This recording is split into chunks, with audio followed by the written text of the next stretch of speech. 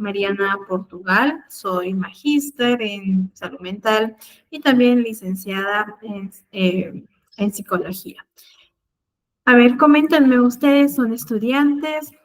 Lo pueden realizar a través del chat o quizás también a través de el micrófono, ¿no? Prendiendo su micrófono. Son estudiantes, quizás ya también licenciados en psicología. A ver, Brenda, te escuchamos. Hola, buenas noches. Yo sí soy estudiante y recién estoy por mi segundo año, mi tercer ciclo. Excelente, Brenda, un gusto conocerte y qué bueno y realmente felicitarte porque estás en este proceso de poder obtener tu licenciatura y ya estás teniendo estos conocimientos o querer, ¿no? Adquirir nuevos conocimientos para tu práctica profesional. A ver, Janina, por aquí también tenemos buenas noches. Soy estudiante de séptimo ciclo de psicología. Excelente, Janina. De la misma forma, felicitaciones. Karim, soy psicóloga generalista. Francesca, buenas noches. Soy estudiante de psicología. Estoy cursando el quinto ciclo de la carrera. Excelente, Francesca. Felicidades también. Flor, buenas noches. De la misma forma, también es estudiante de décimo ciclo de psicología. Bachiller, Erika. Buenas noches, Diana. Katiuska, te escuchamos.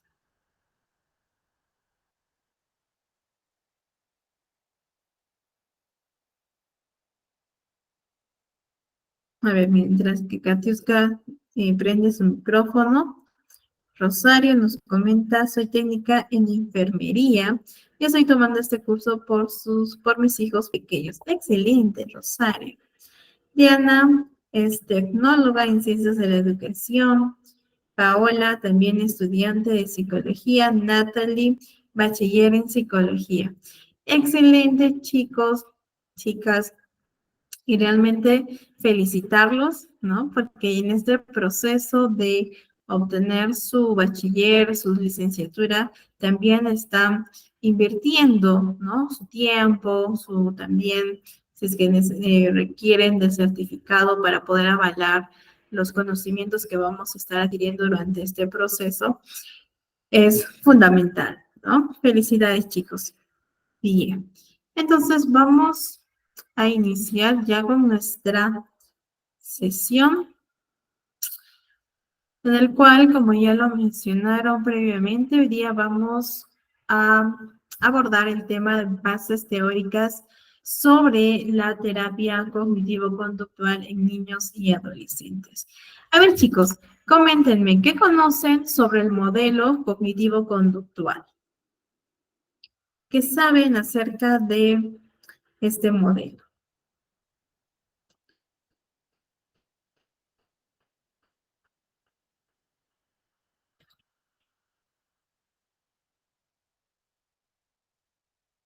Que abordan, probablemente se han escuchado acerca de la TCC. Paola, te escuchamos. Buenas noches.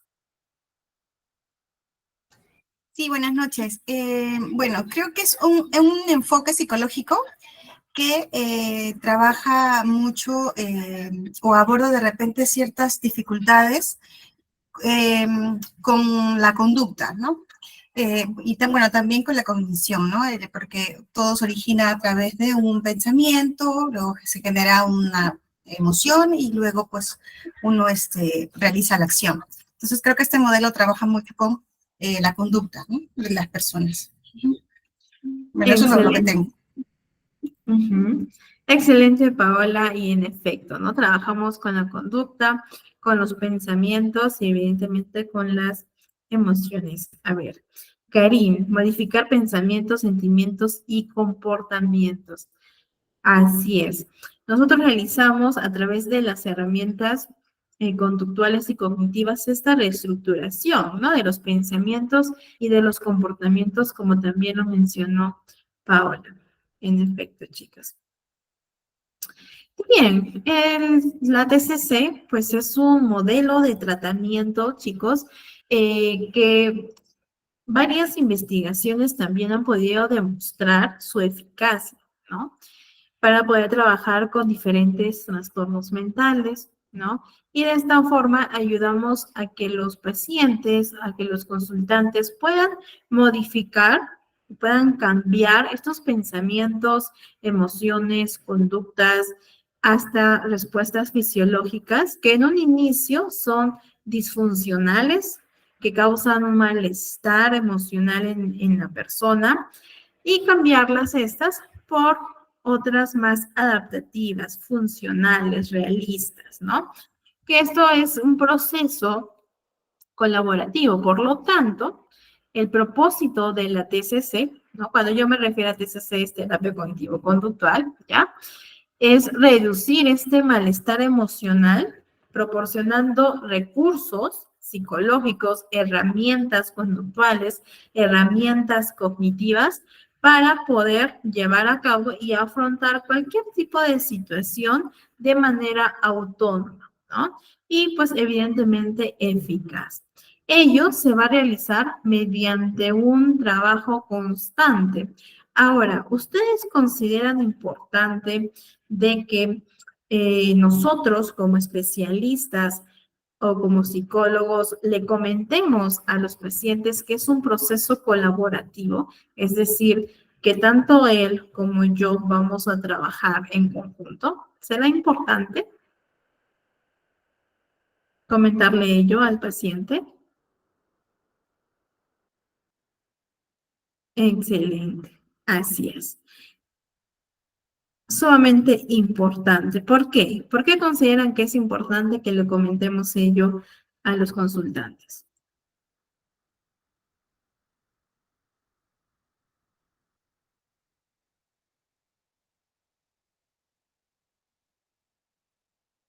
¿Por qué será importante, chicos? A ver, Melissa, para que el trabajo sea en conjunto. Ujú.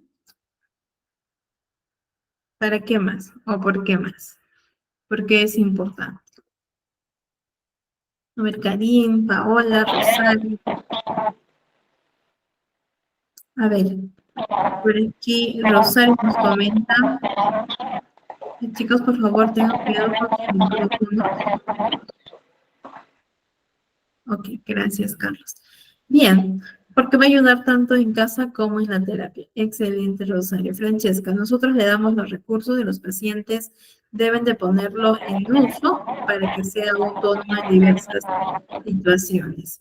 Excelente, Francesca. En efecto, ¿no?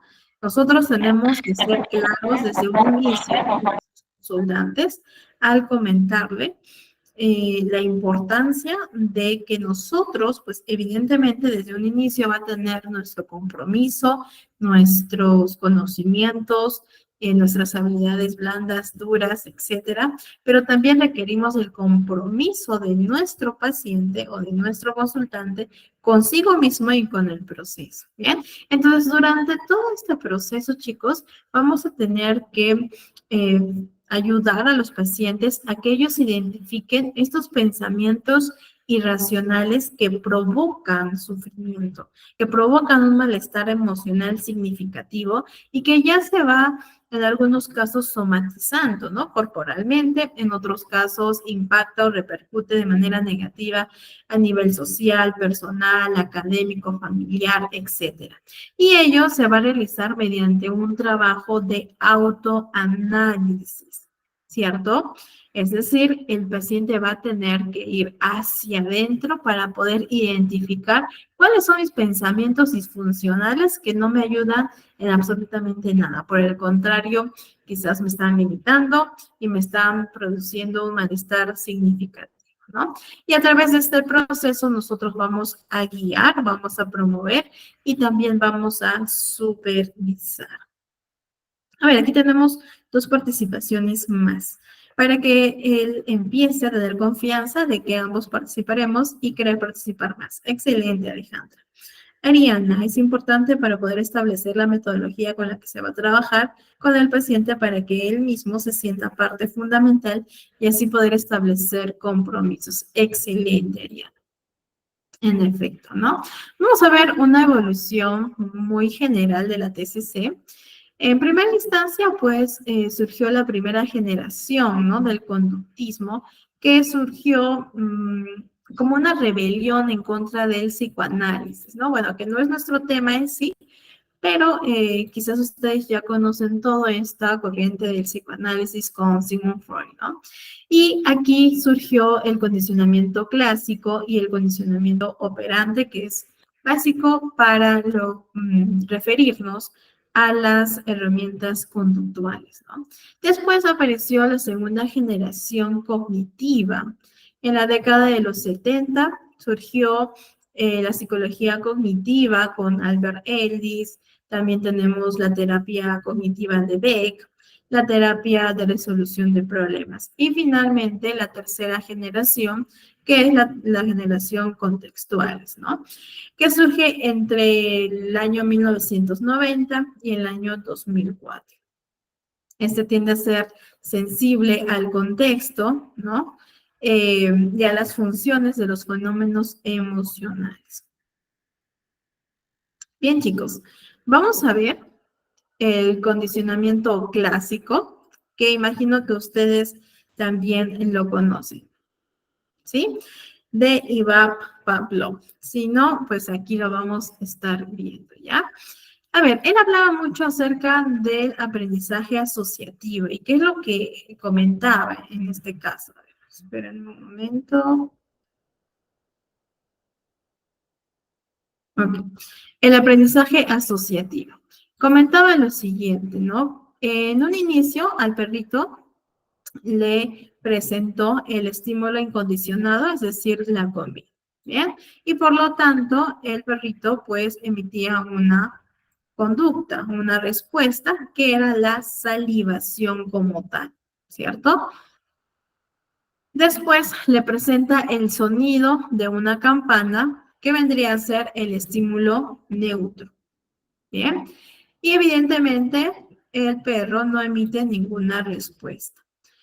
Y ahora va a realizar lo que es el condicionamiento, es decir, va a presentar de manera conjunta el sonido de la campana más la comida. Bien, y de esta forma, en este caso, el perro va a asociar, va a realizar este aprendizaje asociativo de la comida con el sonido de la campana. Bien, y evidentemente reproduce lo que es la respuesta de la salivación. Entonces, como un perrito ya asoció ambos estímulos, posteriormente, es decir, después del condicionamiento, le presentamos el sonido de la campana y, como ya hubo un aprendizaje asociativo previo, emite la conducta o la respuesta condicionada, que en este caso sería la salivación. ¿Listo? Entonces, es aquí durante el condicionamiento donde se realiza lo que es el aprendizaje asociativo. Y esto suele pasar muchísimo con nosotros, con las personas, y bueno, también en este caso con el experimento de Pavlov con el perro. Bien, vamos a ver ahora algunos principios del condicionamiento clásico. Tenemos el principio de adquisición. ¿Listo?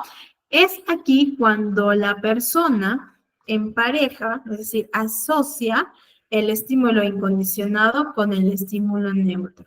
Entonces, según este principio, cuanto mayor sea el número de emparejamiento, mayor será la probabilidad de que se produzca una respuesta condicionada, ¿sí? Esto en cuanto al principio de adquisición. En cuanto al principio de discriminación, hace referencia a que nosotros tenemos la capacidad de poder distinguir entre un estímulo original y el estímulo con características emocionales. Por ejemplo, yo voy a tener que aprender a distinguir entre el perro que me mordió, ¿listo?, del resto de perros. ¿Por qué? Evidentemente, no todos los perritos me van a morder, pero uno sí lo hizo y yo tengo que aprender a discriminar, ¿sí? A poder dar una respuesta específica a un estímulo específico. Y yo distingo entre el estímulo original, que serían los perros, y el estímulo con características emocionales, que en este caso sería el perro que me mordió porque experimenté el miedo, temor, tristeza, quizás vergüenza, etc. Por otro lado, tenemos el principio de extinción, ¿bien? Que hace referencia de que si el estímulo condicionado, ¿bien? No va acompañado de vez en cuando del estímulo, la respuesta condicionada desaparece. Es decir, si es que nosotros tocamos la campana, ¿bien? Repetidas veces y la comida no aparece, ¿qué pasa? Que el perro desaprende la conducta aprendida, ¿bien? Y dejará de estimular el reflejo de la salivación, es decir, dejará de emitir la conducta o la respuesta esperada. Bien, esto en cuanto al condicionamiento clásico. Y por otro lado, tenemos el condicionamiento operante.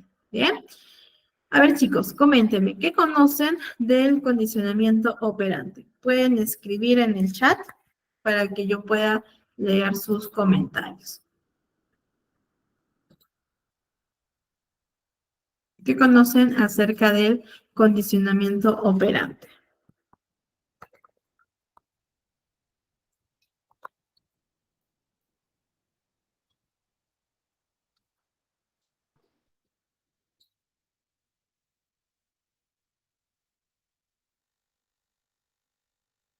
¿Han escuchado ello?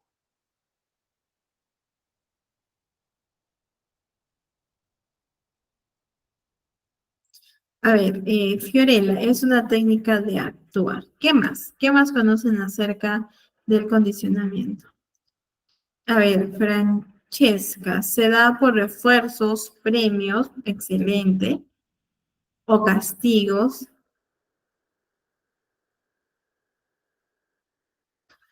¿Qué más, chicos? ¿A qué hace referencia el condicionamiento operante?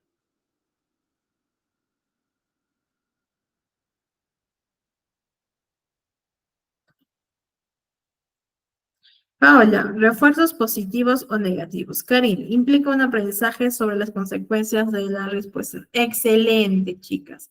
Excelente, chicos. En efecto, ¿no? El condicionamiento operante, pues, que fue proporcionado por Skinner, trabajaba mucho con las consecuencias, ¿cierto? ¿Qué quiere decir esto? A ver, Erika, básicamente implica la ejecución de un comportamiento que se fortalece o debilita dependiendo de las consecuencias positivas o negativas del comportamiento en sí. Excelente, Erika. Así es. ¿Qué decía Skinner? Que gran parte de nuestra conducta, ¿no? De la conducta de las personas, no es voluntaria ni provocada por estímulos de reacciones reflejas, sino que muchas de nuestros comportamientos son emitidas o controladas principalmente por las consecuencias, como ustedes lo han mencionado. ¿Sí? Entonces, él hizo la cajita de Skinner, ¿no? Conocida como la caja de Skinner, en el cual, en este caso, como vemos en pantalla, aquí tenemos el pulsador y aquí el distribuidor de alimento. Cuando la ratita apretaba o pulsionaba este botoncito del pulsador, entonces recibía el alimento. ¿Qué hizo? Asoció, ¿cierto? Aprendió de que si yo aprieto este, pues voy a recibir una consecuencia, en este caso positiva para nuestro animalito, ¿cierto? Entonces, las consecuencias controlan, ¿sí? Impulsan a los comportamientos humanos, según Skinner, ¿no? A la conducta humana. Y de esta forma también tenemos algunos principios del condicionamiento clásico. Tenemos el principio del reforzamiento. ¿Qué es el reforzamiento? Y esto suele usarse muchísimo con los niños, con los adolescentes, ¿bien? Y bueno, también en el caso de los adultos. El reforzamiento, chicos, es cuando nosotros queremos incrementar la frecuencia de una conducta, ¿no? Y cómo la incrementamos con consecuencias. En este caso tenemos dos tipos de reforzamiento. El reforzamiento positivo y el reforzamiento negativo. A ver, chicos, ¿qué conocen acerca del reforzamiento positivo? ¿Qué creen que es? ¿A qué hace referencia el reforzamiento positivo? A ver, Carmen y Steffi. Eh, Primero Carmen. pues hace referencia, por ejemplo, un examen, un niño tiene un examen y el reforzamiento positivo es que le brindan como ya sea juegos o dulces, algo, le dan algo para que no sé, para que sea correcto lo que vaya a hacer, ¿sí? Ujú. Excelente, Carmen. Steffi, te escuchamos.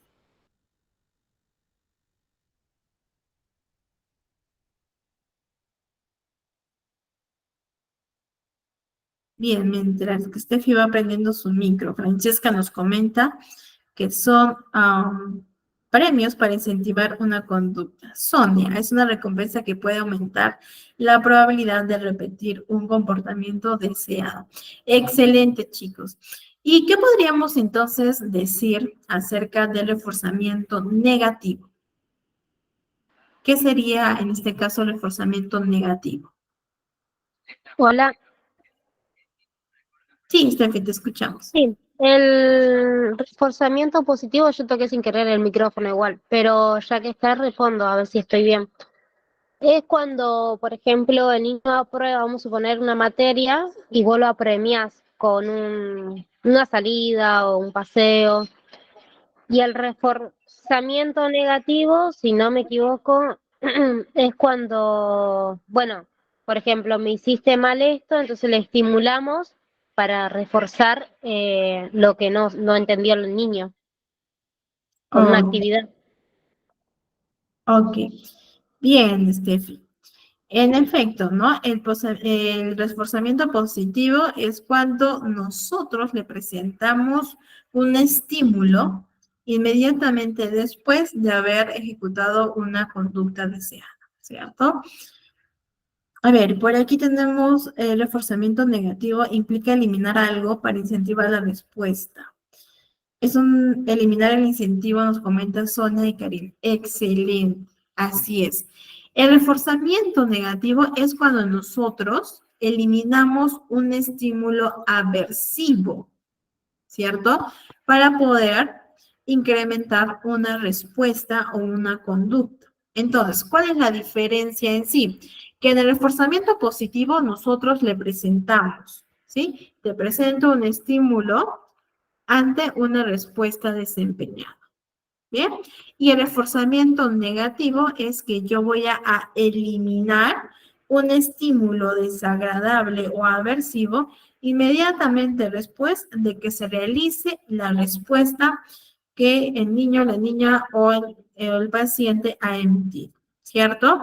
Pero ambas, ¿qué buscan? Buscan incrementar la frecuencia de una respuesta. ¿Listo? Bien. A ver, uy, se me fue, acá está. Vamos a ver algunos tipos de reforzadores positivos. Tenemos los reforzadores sociales que tienden a ser muy común, ¿no?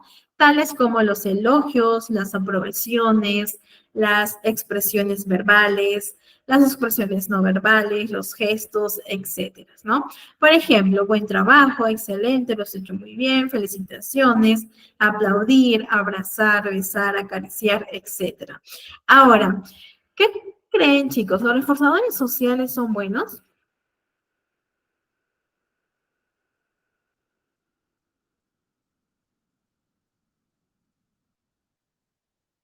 ¿Los reforzadores sociales serían buenos?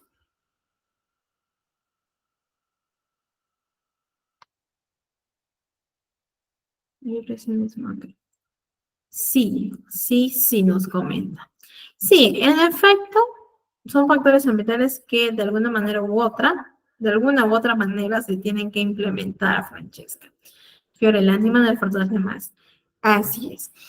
Bien, si bien es cierto, evidentemente, como dice Fiorella, animan al paciente, ¿no? Al niño, al adolescente, a poder incrementar la conducta deseada. ¿Qué pasaría si mi niño crea una dependencia con los reforzadores sociales? Y nosotros, que ya somos adultos, sabemos que no siempre nos van a reforzar socialmente, no siempre van a elogiar nuestro trabajo, nuestras conductas, etcétera. No siempre, no en todos los contextos. ¿Qué pasaría con este niño que crea una dependencia al reforzador social? ¿Qué creen? Niño o adolescente.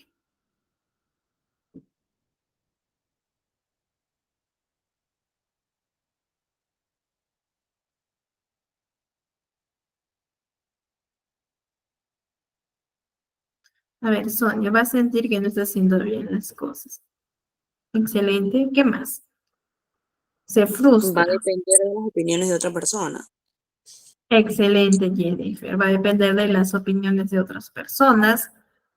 Ante cualquier crítica también va a caer. Erika, Janet, creerá que no está haciendo bien las cosas. Excelente, ¿no? Y va a poner quizás parte de su excelente, Fiorella, justo iba a ese punto, ¿no? Parte de su autoestima, como dice Jennifer, en base a las opiniones de los demás, creando una dependencia en lo que otro diga y lo que otro crea de mi trabajo, ¿cierto? Se va a frustrar en muchos casos. Entonces, ¿qué podríamos hacer para no crear esta dependencia? Así es, Steph. Baja la autoestima y piensa que no lo puede lograr, ¿no? Y comenzamos con las creencias limitantes. Entonces, chicos, ¿qué podríamos hacer?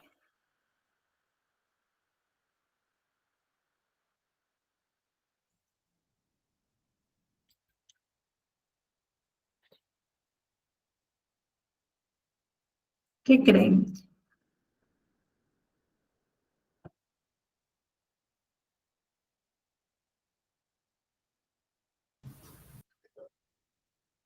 A ver, por ahí creo que... A ver, Fiorella, siempre hay que hacerle entender que no somos perfectos. Ok, así es, ¿no? Guiarlos, trabajar la autoestima, también el autovalor de uno mismo. Excelente. Que podemos hacerlo mejor en una próxima oportunidad. Excelente, Fiorella. En efecto, ¿no? Hablar y tratar de que él pueda, si se esfuerza, de que él sí puede, si se esfuerza un poco más, que lo va a lograr. Excelente, Steph. A ver, excelente, Sonia. Enseñarle el autorrefuerzo, ¿cierto? Que él mismo se autorrefuerce, no solo por el objetivo o el resultado final, porque también nosotros, que somos adultos, somos conscientes de que a veces los resultados no salen como uno lo espera. Entonces, hay que enseñarle al niño a que se autorrefuerce en el proceso por su esfuerzo, por su compromiso, por su perseverancia y también, en algunos casos, por el objetivo final, ¿no? Es decir, por la respuesta final. Bien, bien chicos, por otro lado tenemos los reforzadores materiales que también tengamos mucho cuidado con ello, ¿no? Para no crear esta dependencia y crear esta conducta que diga, bueno, yo voy a realizar esta tarea solo para que mi mamá, mi profesora o la psicóloga, el psicólogo me dé mi fichita, ¿no? O me dé un juguete, o me dé dinero, etcétera, ¿sí? Siempre tengamos cuidado mucho con los reforzadores materiales para no crear este tipo de comportamiento que no es el que nosotros queremos, ¿sí? Santos Cecilia, ¿tienes algún comentario? Ok. Bien, reforzadores primarios que básicamente son las necesidades básicas y los reforzadores de actividad, ¿no? Por ejemplo, podemos realizar actividades tanto de manera social como también de manera individual. Social, como salir con los amigos, con los primos, etcétera. Y de manera individual, quizás ir al cine solo, nadar, leer, alguna actividad que le guste a nuestros consultantes. ¿Bien? Bien, chicos. Entonces, la TCC se sustenta en una teoría determinada, pues evidentemente, ¿no? Incluso como también les comentaba, actualmente hay muchas investigaciones donde se demuestra su eficacia y los resultados que se obtiene durante el proceso de intervención. Se basa en un modelo de colaboración activa y esto es fundamental, ¿no? Ahora, en muchos casos, sobre todo en los adolescentes, pasa que no hay una conciencia, ¿cierto?, de su conducta o de algún tipo de percance o de problema, ¿no? Y a veces nos va a costar, en algunos casos, tener esta colaboración activa. Allí va a depender mucho de cómo nosotros vamos a abordar al paciente, ¿no? Especialmente en los jóvenes, en los adolescentes como tal. Asimismo, la TCC es una terapia breve, tiene un plazo previamente determinado a comparación de otras corrientes de intervención, ¿no? De terapia. Es objetiva, es estructurada y eso es importante, ¿no? Cuando nosotros realizamos todo el proceso que consiste en primera instancia, el proceso de evaluación, ¿cierto? La entrevista, la aplicación de pruebas, la observación, el examen mental y el informe como tal. ¿Cierto? El informe psicológico. Ese es el primer proceso. El segundo proceso es la intervención, es decir, o más conocido como la psicoterapia, ¿no? O el tratamiento como tal. Entonces, aquí en el tratamiento, en base a a los resultados de todo el proceso de evaluación, vamos a tener que realizar un informe, ¿no?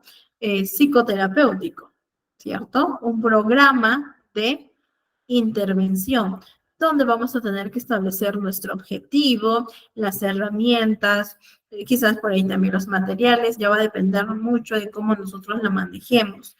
¿Listo? Entonces tiende a ser objetiva y estructurada. Ello a mí me permite para saber cuáles son los objetivos planteados que vamos a trabajar, las herramientas adecuadas y el plan B, ¿no? Por ejemplo, si no me funciona la herramienta de la respiración cuadrada, entonces tengo la respiración profunda, por ejemplo, ¿no? Entonces, es una forma para nosotros, para que podamos tener un orden y también me permite explicarles a los padres de familia. Si bien es cierto, nosotros por ética no podemos comentar, ¿no? O contar a los papitos lo que hablamos en la sesión de manera muy explícita, siempre y cuando no vaya en contra del, o mejor dicho, salvaguardar la integridad física y emocional de los chiquitos, ¿no? De los pequeños y de los adolescentes. Pero también este tipo de documento me permite indicarles a los papitos, bueno, hoy día se trabajó esto, las herramientas fueron esto, algunas sugerencias, y ellos ven también un trabajo bien estructurado y planificado. ¿Listo? La TCC también se concentra en los problemas actuales, fomenta mucho el autodescubrimiento, la experimentación y en muchas herramientas que nosotros vamos a ir aprendiendo en las próximas sesiones, vamos a llevar a cabo y lo vamos a invitar a los pacientes a que ellos puedan realizar un autoanálisis. Y en este proceso de realizar este autoanálisis, comienzan a descubrir ciertos pensamientos, ciertas creencias, ideas que antes no eran conscientes, ¿no? Y también a través de herramientas conductuales vamos a llevar a realizar como una exposición a nuevos contextos para que el adolescente experimente su mundo emocional, sus pensamientos y sus estrategias. ¿Listo? Y pues evidentemente a través de este proceso de intervención vamos a invitar y facilitar a que nuestros pacientes puedan adquirir nuevas habilidades. ¿Bien? Y también se ha visto que últimamente existe un interés creciente, ¿no? Por la aplicación de este modelo de la TCC en niños y en adolescentes. Y pues porque, como les comentaba, distintos estudios, investigaciones concluyen que este enfoque es una intervención terapéutica eficaz para el tratamiento de problemas psicológicos infanto-juveniles. ¿Listo? Y como también ustedes en un inicio ya lo habían comentado, la terapia cognitivo-conductual se concentra en la relación entre las cogniciones, que es los pensamientos, los afectos, que hace referencia a las emociones, y las conductas, ¿no? De los niños y de los adolescentes.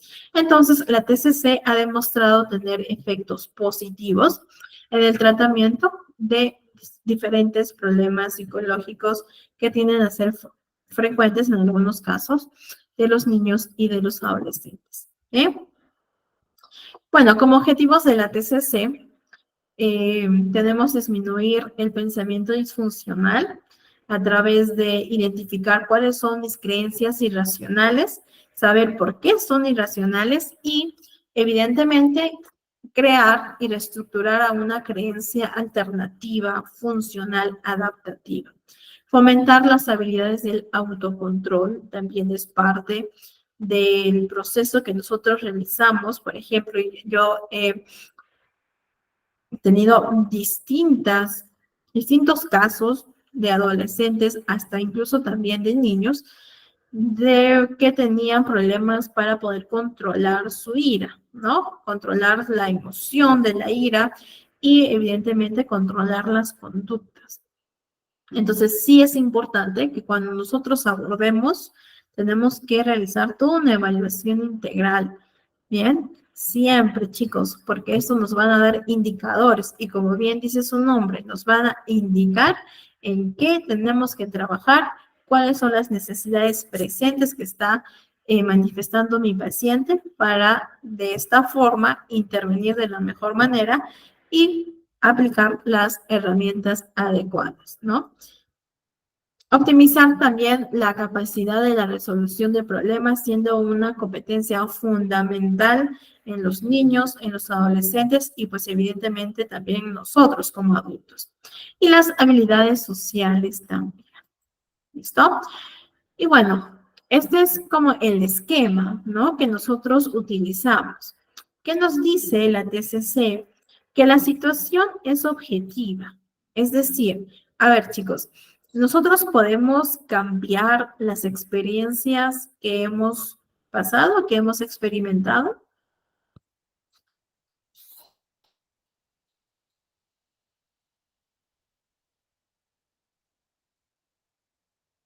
Cambiarlas, no. Excelente. No podemos cambiar, ¿cierto? La situación es objetiva. La situación puede o no pasar. Por ejemplo, yo puedo atravesar la misma situación que atravesó quizás Paola, pero las emociones, los pensamientos, las conductas van a ser totalmente diferentes. ¿Listo? Entonces, la TCC nos indica que la situación es objetiva. Bien, lo que en muchos casos produce un malestar es la interpretación, es decir, el pensamiento que nosotros realizamos ante la situación como tal. Este pensamiento genera una emoción, en algunos casos desagradables, ¿bien? Y ambos desembocan en conductas, ¿no? Y en algunos casos, conductas agresivas, conductas evitativas, conductas disfuncionales. Excelente, Sonia. Podemos cambiar la forma en cómo interpretamos la situación como tal, ¿sí? Ese es como el objetivo, ¿no? No principal, o uno de los objetivos, mejor llamarlo de esta forma, el hecho de modificar el pensamiento, la interpretación que yo realizo ante esta situación. Y pues aquí durante este proceso, el organismo también reacciona, ¿cierto? Por ejemplo, cuando nosotros tenemos miedo, ¿qué pasa con el organismo? Se pone tenso, en alerta, o cuando estamos nerviosos, ¿no? ¿Qué pasa con nuestro organismo? Sudamos, quizás temblamos, quizás nuestro corazón comienza a latir más rápido, etcétera, ¿no? ¿Por qué? Porque el ser humano es integral, ¿listo? Y al ser integral, experimentamos de manera conjunta. Vamos a ver, entonces, chicos, un ejemplo. Bien. Y de este caso veremos el pensamiento perjudicial y el pensamiento favorable. Entonces, a ver, el caso es el siguiente. Paciente X camina por la calle tras un día de trabajo e inesperadamente se cruza con un conocido, que este conocido pues no lo saluda y parece ignorar. Bien, vamos a abordar primero el pensamiento perjudicial. ¿Qué pensó mi paciente en ese momento? Y él indica lo siguiente. Bueno, pensé que como me ha ignorado, seguro que no le caigo bien, seguro que se cree mejor que yo, me ha visto como si fuera inferior, etc. Bien, pensamiento perjudicial. Sentimiento, ¿qué sentiste emocionalmente o qué emociones surgieron en ese momento?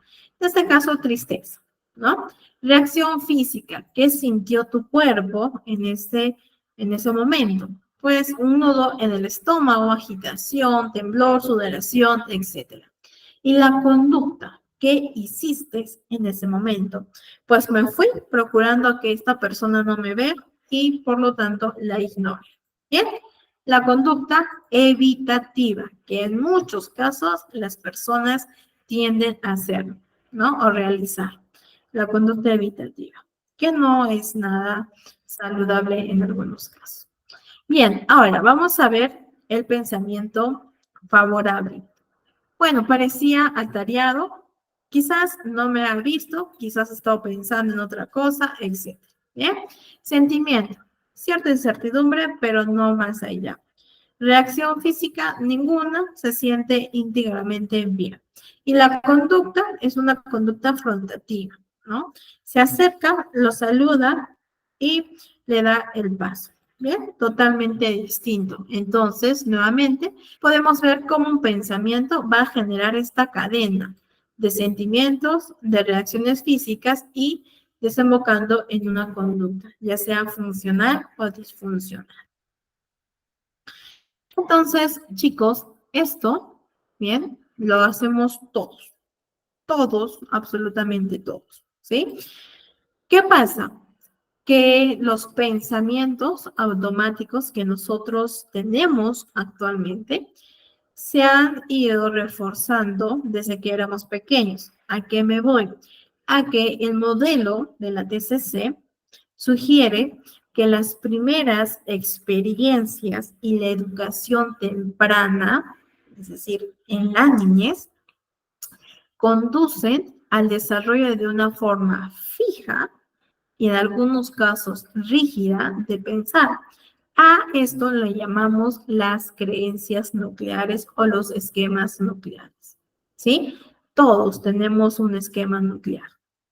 Entonces, la información y las experiencias nuevas se van a evaluar en base a estas creencias, en base a estos esquemas nucleares. Por lo tanto, ¿qué piensan ustedes? ¿Los padres tienen un rol importante en los esquemas nucleares de los niños? Excelente, Paula. Súper importante. Nuestra palabra, pues, tiene muchísimo poder en nuestros pequeños. Es totalmente distinto decirle, Juan, eres un desordenado, a decirle, Juan, tu cuarto está desordenado. El primer ejemplo, estoy etiquetando a Juan y Juan va a decir, bueno, mi mamá me dijo que soy desordenado y sí, pues si mi mamá lo dijo, soy desordenado y comienzo a adoptar ese papel de soy una persona desordenada. ¿Listo? Y en el segundo ejemplo, estoy calificando la situación. Yo no le estoy diciendo a mi hijo que es desordenado, sino que su cuarto está desordenado, pero lo podemos arreglar. Sí, podemos poner las cosas en orden. ¿Bien? Así es, Sonia. Excelente. Y tu comentario también es sumamente importante, pues en efecto, nuestros actos hablan más que las palabras, ¿no? Por ejemplo, si yo le digo a mi niño, Juan, no puedes gritar, no está bien gritar, y yo le grito a mi esposo, ¿sí? Y comienzo a gritar a mi otro pequeño, a mi otra niña. Hay una incongruencia, ¿cierto? Los niños imitan todo lo que los padres, los adultos realizan. Entonces, los esquemas nucleares que nosotros actualmente quizás tenemos y que probablemente no hemos sido conscientes, es, según el modelo de la TCC, es probable que sea por la educación temprana, por las primeras experiencias. ¿Y con quién tenemos las primeras experiencias? Con los padres de familia, ¿cierto? Entonces, chicos, las creencias y los esquemas nucleares son desencadenados o son activados por acontecimientos importantes. Por ejemplo, un adolescente tiene que dar un examen. Esta llegada de exámenes va a activar el esquema nuclear. Entonces, una vez que se activa ese esquema nuclear, realizamos una serie de supuestos y nosotros tenemos que averiguar qué supuestos tienen nuestros pacientes. Por ejemplo, para sacar una buena nota, entonces tendré que pasarme el día entero estudiando. Ese es un supuesto. Otro supuesto, si es que no apruebo, entonces seré un fracasado. Si es que no saco 20, entonces no hago nada bien. Si es que no lo hago perfecto, entonces no soy inteligente. Son varios supuestos, ¿sí? Una vez que nosotros generamos los supuestos, ello va a generar pensamientos automáticos, que esos pensamientos automáticos son más conscientes, es decir, nosotros somos más conscientes, está en un nivel de conciencia, esos pensamientos automáticos. ¿Bien? Por ejemplo, en este caso, este paciente indica, bueno, la única explicación es que soy tonto. ¿Por qué? Porque se activó este esquema nuclear. En algún momento, sus padres le dijeron que era una persona tonta. ¿Sí?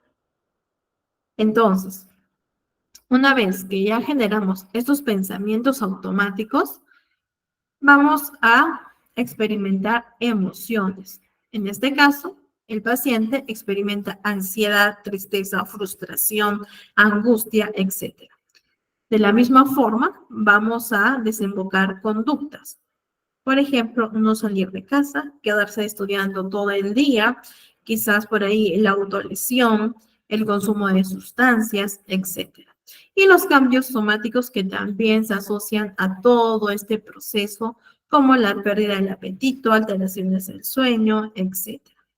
Bien, nuevamente chicos, podemos ver cómo nuestros pensamientos pueden generar toda una cadena disfuncional. ¿Y por qué? Porque nosotros como padres, ¿no? O los padres de nuestros pacientes, en algún momento han tenido o han manifestado comentarios, burlas, quizás no con la mala intención, pero en este caso, los niños ya comienzan a adoptar y a crear estos pensamientos nucleares o las creencias básicas sobre sí mismos. Y en base a estas creencias, van a comenzar a tener otros pensamientos, ¿no? Por ejemplo, si yo le digo constantemente a mi niño que no es capaz, que no sirve para nada, ¿Qué va a pensar él? ¿Cómo es que va a afrontar las situaciones? En muchos casos ni siquiera lo va a afrontar. ¿Por qué? Porque va a tener este pensamiento de decir, no soy bueno para nada. Y si no soy bueno para nada, entonces mejor evito esa situación para no sentirme mal. ¿Bien? A ver, y esto es importante que nosotros le informemos, le psicoeduquemos a los papitos, ¿sí? Es importante para que ellos también puedan cambiar esta conducta en beneficio a nuestro paciente. ¿Listo? Bueno, chicos, aquí tenemos como un esquema de resumen, lo que hemos explicado en las diapositivas anteriores, ¿no? Todos tenemos creencias y esquemas nucleares cognitivos que estas se cristalizan durante la niñez, ¿bien? A partir de las experiencias. A ver, aquí tenemos una pregunta.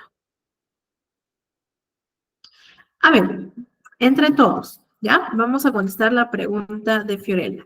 ¿Qué podríamos hacer para que su niña no piense y no adopte este comentario como si fuera verdad? ¿Qué harían? Si les llega un caso, como en el caso que está planteando Fiorella. ¿Qué harían ustedes?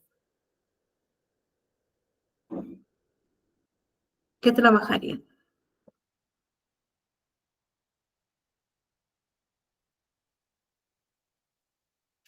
Así es, Ariana. Reestructuración cognitiva, ¿sí? Fiorel, la próxima sesión, si no me equivoco, no tengo el tema de ahorita a la mano. A ver, vamos a ver cómo podemos reestructurar cognitivamente a nuestros niños a través de algunos ejemplos, a través de ciertas herramientas. ¿Listo? Y trata de practicarlas para que tu niña pueda reestructurar este pensamiento, que se dé cuenta que ella no es una niña tonta, ¿no? Que al contrario, es una niña inteligente y comienza a mostrarles evidencias de por qué sí es una niña inteligente. ¿Listo? Así es, Fiorella. Siempre trata de abordar este tipo de casos porque es fundamental que nuestros niños comienzan a pasar por este filtro, ¿no? Si bien es cierto, es muy pequeñito tu, tu princesa, tu pequeña, pero sí es importante que poco a poco nosotros le podamos dar este soporte. Ahora, esta reestructuración cognitiva va a depender mucho de nivel cognitivo que tienen nuestros niños. Evidentemente, a un niño de 2 años yo no puedo plantearle una reestructuración cognitiva a comparación de un niño de 7, de 8 o de 10 años, ¿cierto? Entonces, en estos tipos de casos, lo que trabajamos es la emoción, evidentemente el pensamiento y las consecuencias, ¿bien? Eh, por ejemplo, cuando un niño hace una rabieta, ¿qué es lo que normalmente hacen, no? Bueno, lo dejo o lo pongo en la esquina de la pared mirando a la nada, ¿cierto? Bien, ¿qué le estamos enseñando a nuestro niño? Realmente no le estamos enseñando nada, ni siquiera le estamos guiando a este proceso de autodescubrimiento, sino tenemos que, uno, ser soporte emocional para los niños. En muchos casos vamos a tener que funcionar de esta forma. Punto número 2, siempre explicar qué es lo que está sintiendo. Uno, darle la denominación a la emoción. Está sintiendo tristeza. Explicarle por qué está sintiendo tristeza. ¿Listo?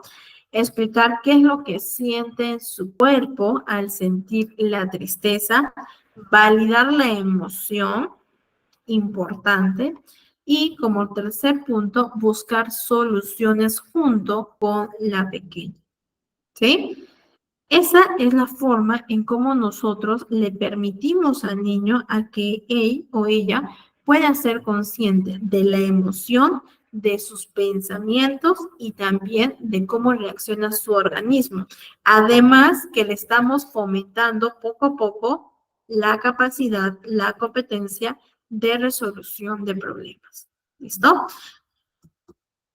Así es. Entonces siempre refuerza, Fiorella, este tipo de pensamientos, pero enseñándole a que ella también pueda autorreforzarse a sí misma, ¿no?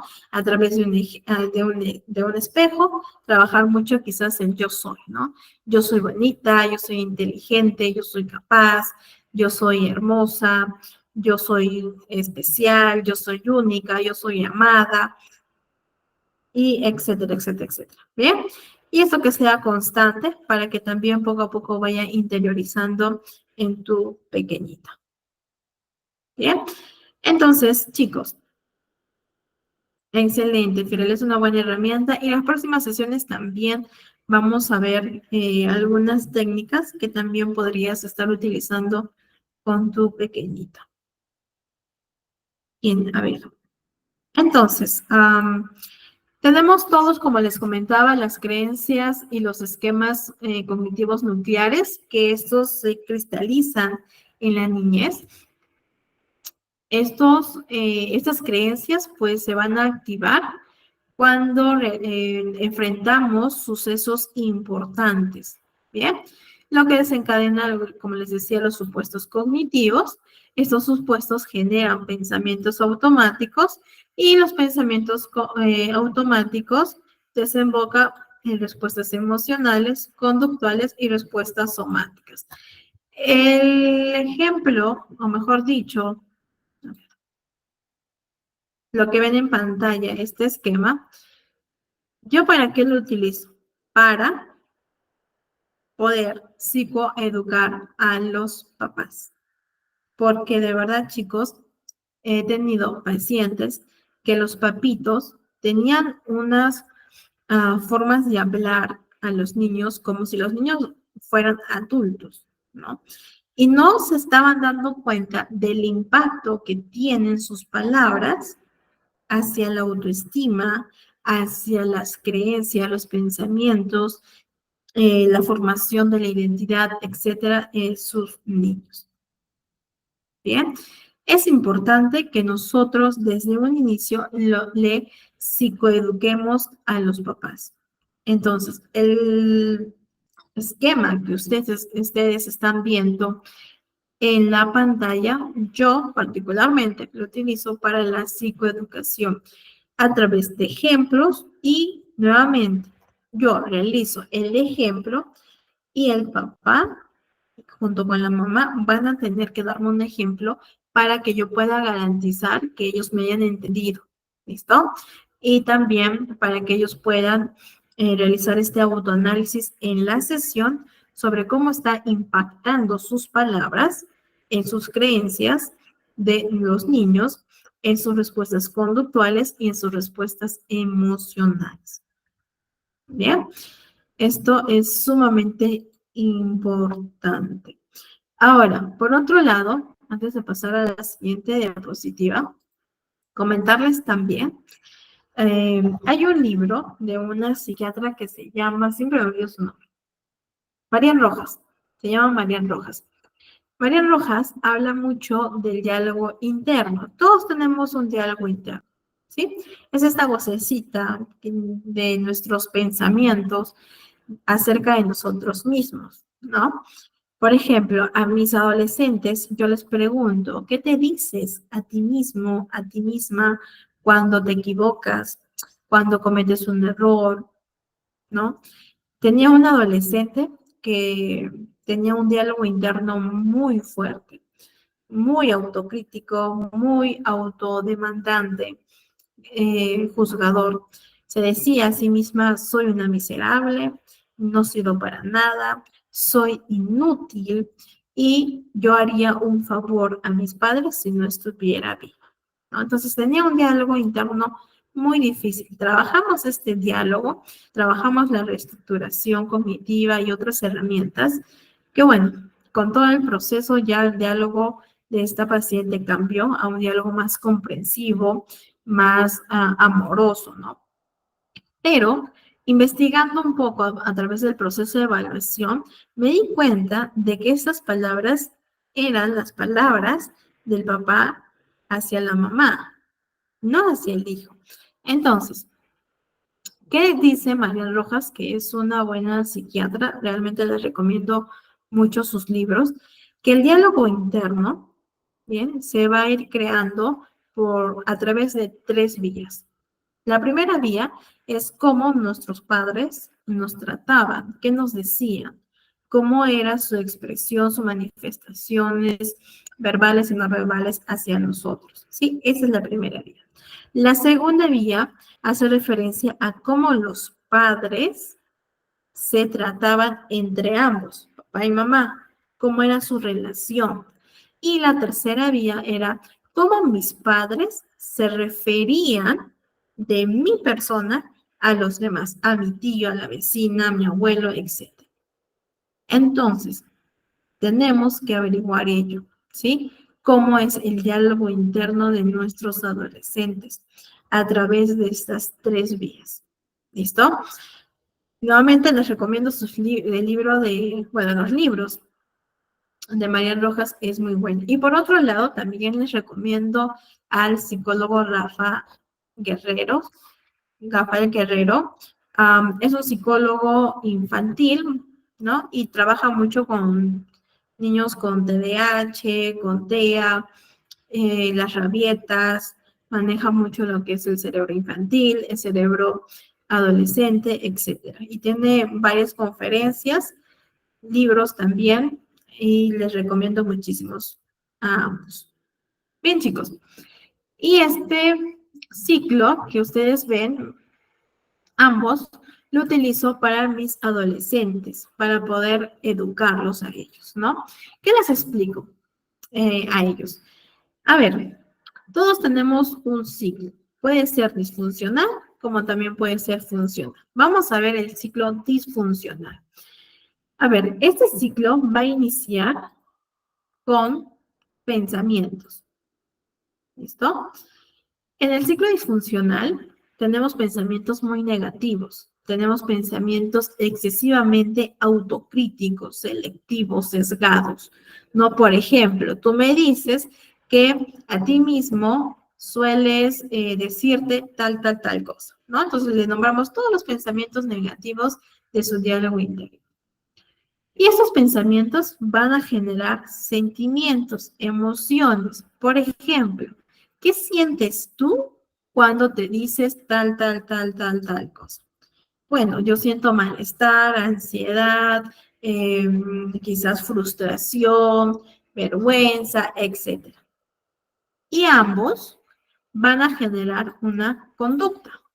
En este caso, tú has generado una conducta evitativa, ¿no? Por ejemplo, tú tuviste el pensamiento ante una exposición que vas a tartamudear, que te vas a bloquear y que todas las personas se van a reír de ti, por lo tanto vas a ser ridículo, porque no eres capaz de poder afrontar esa situación y poder expresarte frente a un público. Ese es tu pensamiento que tú me acabas de decir, ¿cierto? Sí.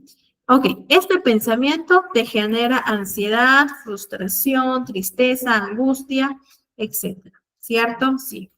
Y por lo tanto, ello va a desembocar en una conducta.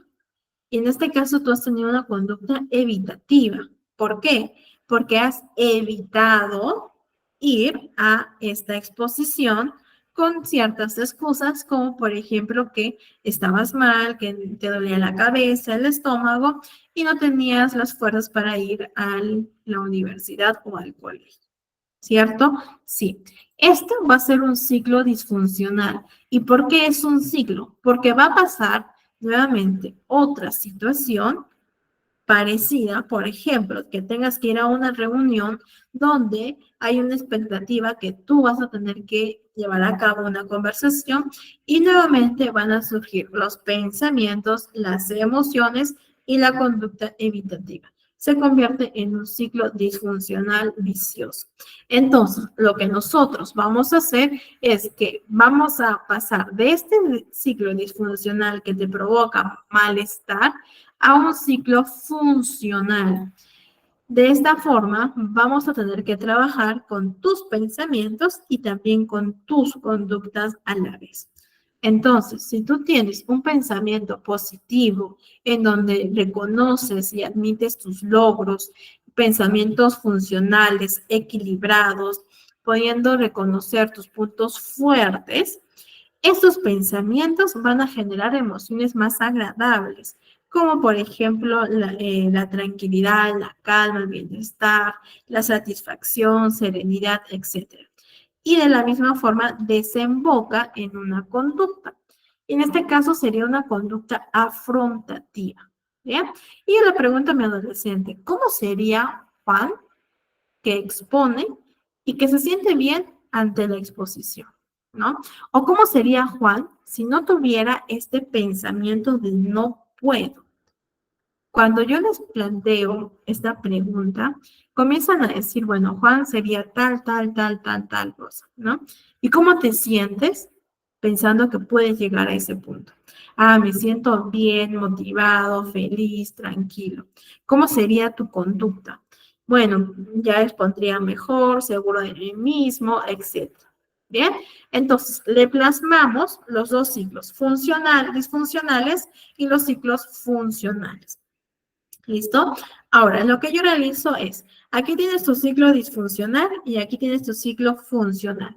¿Cuál de las dos escoges? Bien, y Juan tiene que tocar la mano, ¿no? El ciclo funcional. Perfecto. Ya estamos teniendo el compromiso del paciente, ¿cierto? Y de esta forma evitamos también la resistencia, porque recuerden que en muchos casos los adolescentes especialmente van a resistirse mucho a la terapia. Bien, entonces, por otro lado, la TCC considera que la psicopatología es el resultado de determinadas anormalidades en el procesamiento cognitivo, es decir, en los pensamientos. ¿Listo?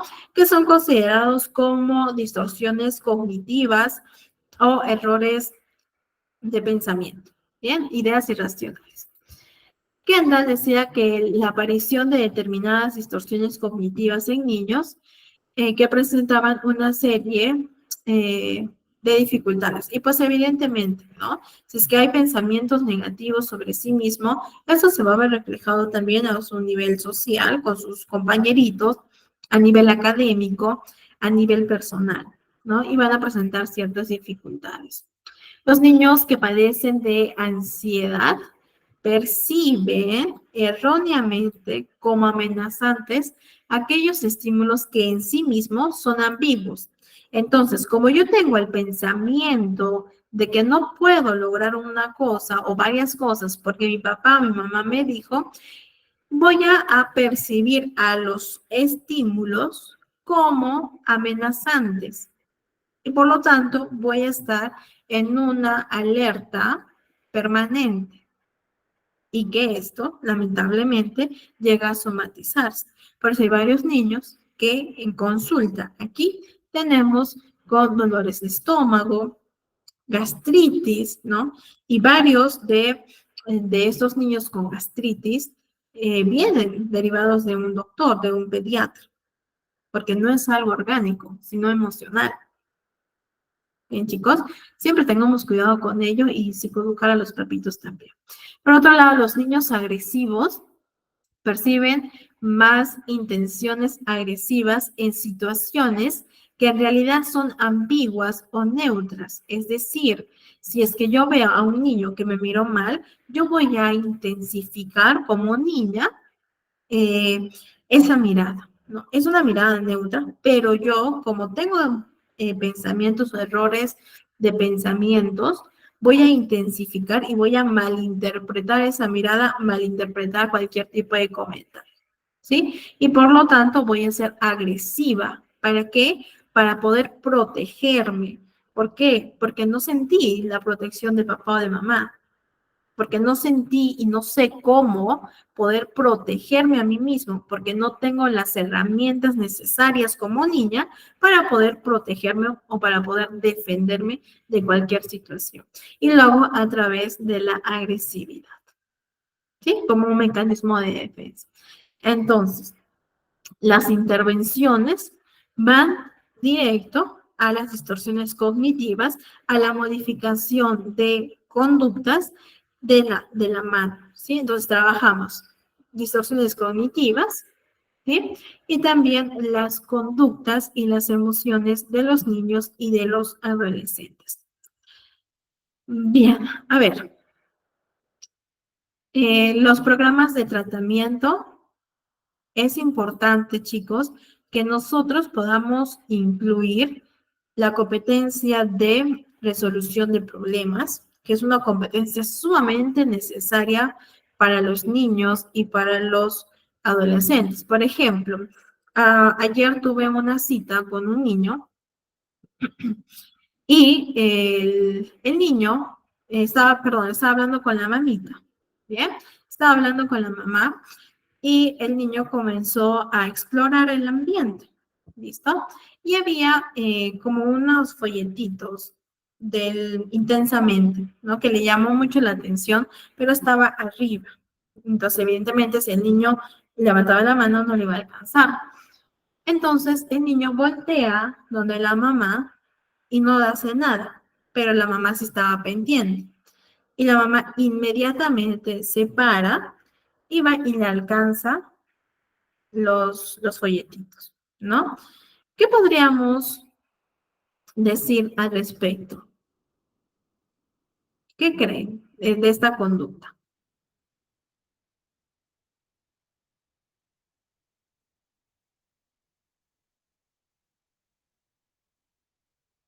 ¿Qué creen, chicos?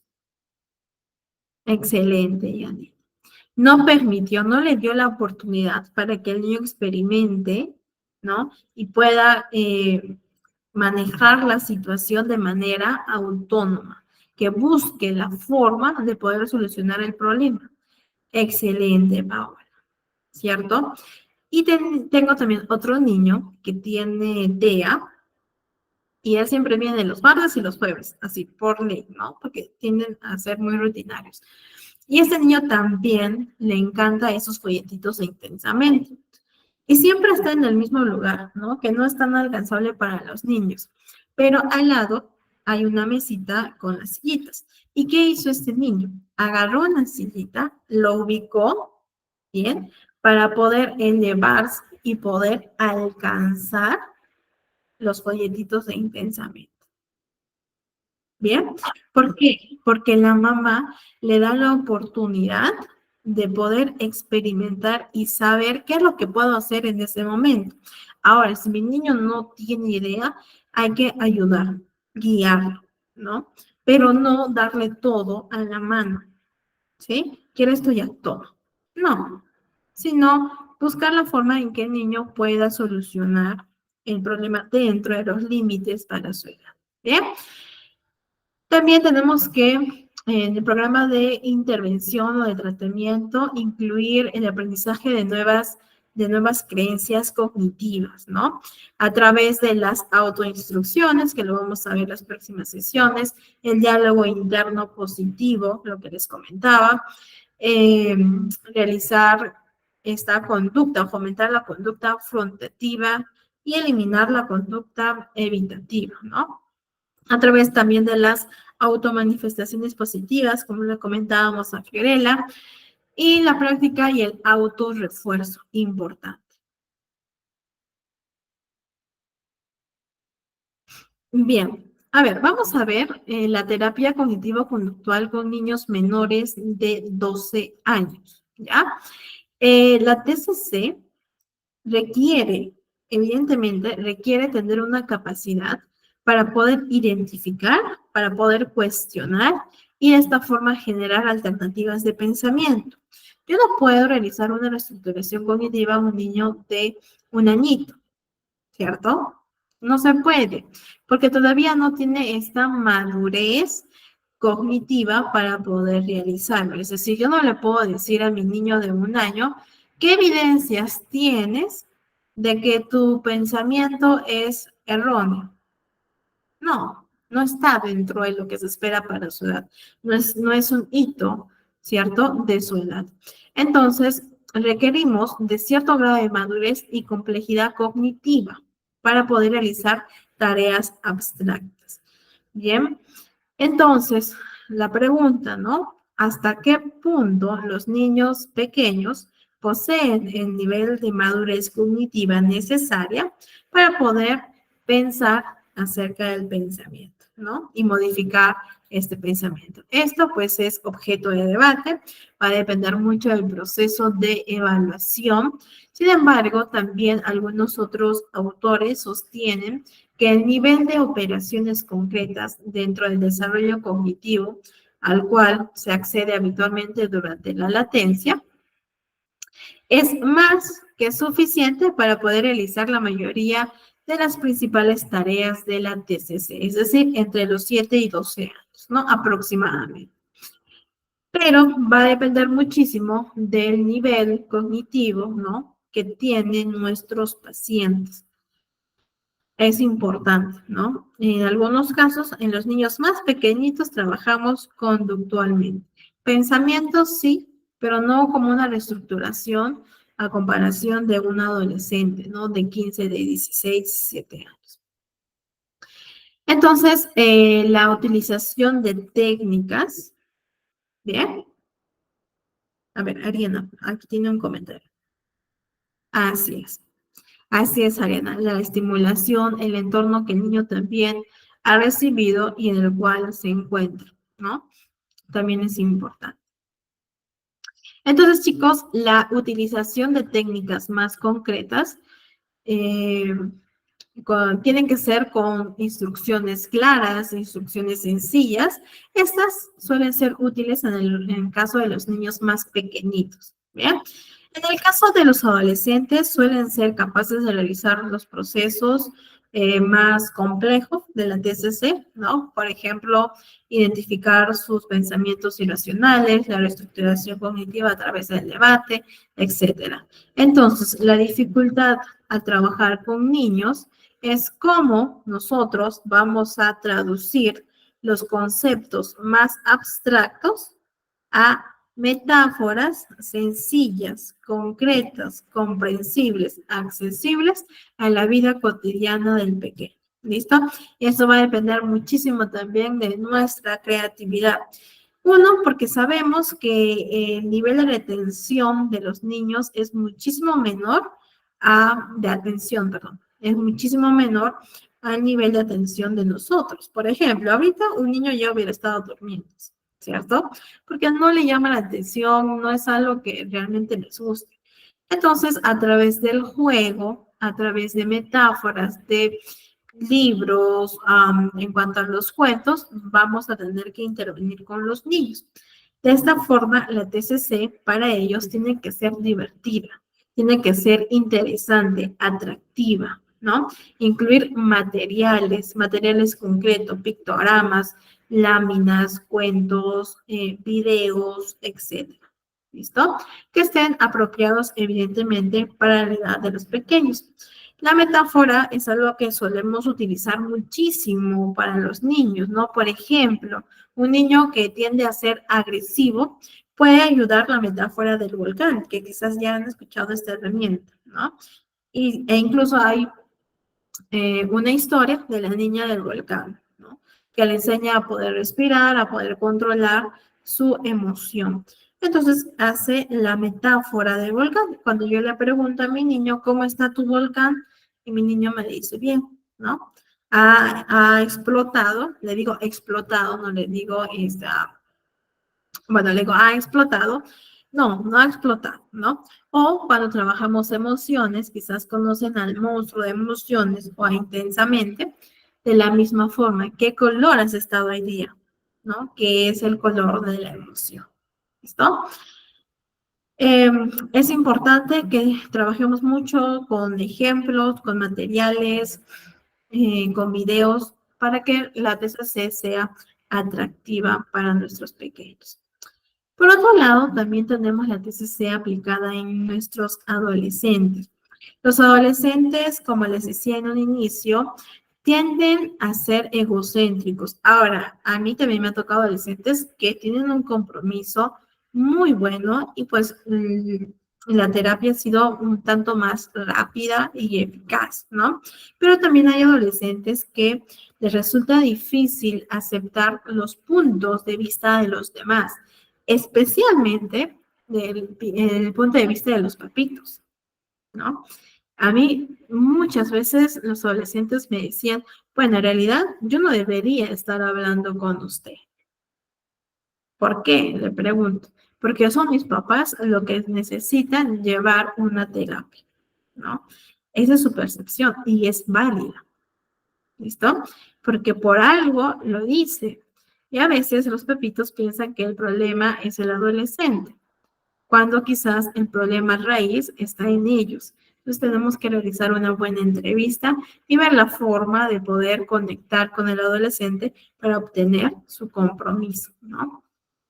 Suele ser útil reconocer y aceptar esta situación y persistir en indagar con el objetivo de poder clarificar y comprender los puntos de vista o las opiniones que tiene el adolescente.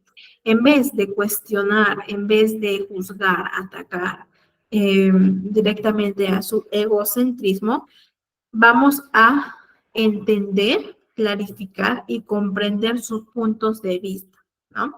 E incluso ser de aliados con él para poder trabajar de manera conjunta y pues decir que los papitos también van a ir a terapia, ¿no? Y claro, si es que realmente los padres necesitan terapia, les sugerimos la recomendación, ¿no? Entonces, esto nos permite al adolescente darle el mensaje positivo de que estamos escuchando sus puntos de vista y que los respetamos, ¿sí? Eso es importante, que él se sienta o ella se sienta respetada o respetado en cuanto a sus creencias. Por otro lado, también es importante, ¿no? Decir, ¿por qué crees en esto? ¿Qué es lo que realmente te molesta? Y en muchos casos, chicos, los papitos van a venir con un motivo de consulta y el adolescente va a venir con otro motivo de consulta. En algunos casos también suele pasar. ¿Qué tengo que trabajar? Sí, voy a trabajar lo que mi adolescente me dijo sin perder de vista lo que los papitos también me dijeron, ¿cierto? Pero el adolescente me ha presentado explícitamente una necesidad por la cual él o ella quiere trabajar. Y de esta forma yo lo voy a realizar para que el adolescente también pueda tener este compromiso consigo mismo.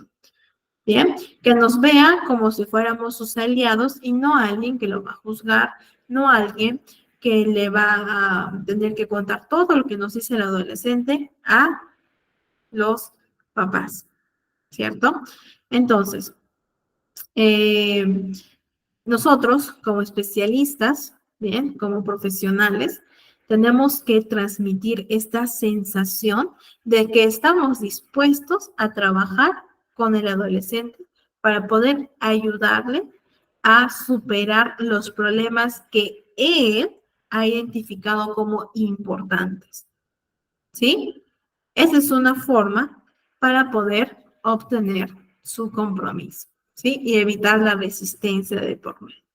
Entonces, el proceso de colaboración alienta al adolescente a que pueda reflexionar acerca de sus problemas, acerca de sus dificultades, con el objetivo de poder considerar y llevar a cabo posibles soluciones. ¿Bien? Con la psicoeducación que vimos del ciclo funcional y disfuncional, también a mí particularmente me sirve, con algunos otros no. Uno ya tiene que estar viendo, observando cómo es el paciente, ¿bien? Para poder llegar a él, ¿no? O a ellos. También es importante porque también me ha sucedido que hay jóvenes, ¿no? Adolescentes que no les gusta escribir. ¿Qué es lo que más tienen a la mano?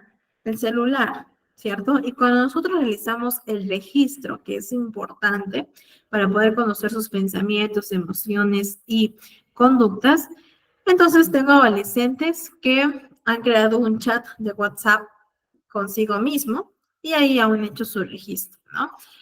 Hay otros adolescentes que han usado la grabadora, ¿no? O un audio de WhatsApp para realizar su registro. Otros a través de notas. Tenía otro adolescente que lo realizaba a través de alguna aplicación, etc. Entonces, nosotros vamos a darles alternativas que puedan realizar una tarea con el mismo objetivo, ¿sí? Es decir, que el objetivo no se pierda, pero el medio puede ser distinto, que sea flexible y que se pueda acomodar a la personalidad del paciente, ¿bien? Entonces, chicos, esto en cuanto a la primera sesión, me da mucho gusto poder trabajar con cada uno de ustedes. Mucho gusto y nuevamente